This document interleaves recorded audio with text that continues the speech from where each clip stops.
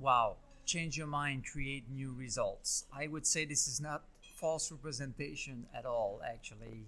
Even though I came to this workshop um, with, I would say, quite a bit of knowledge about meditation and how it works to look at limiting beliefs and look at how we can manage ourselves and get better control over our life.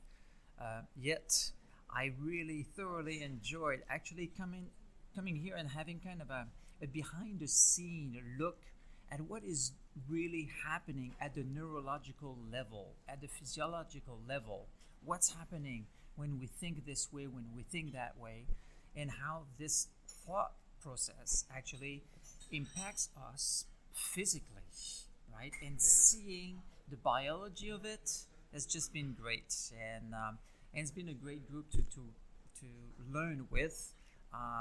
Greatly, Luke is a great leader for these activities as well, bringing in enough seriousness and enough fun to make it thoroughly worth it for us to be here. So yeah, great experience.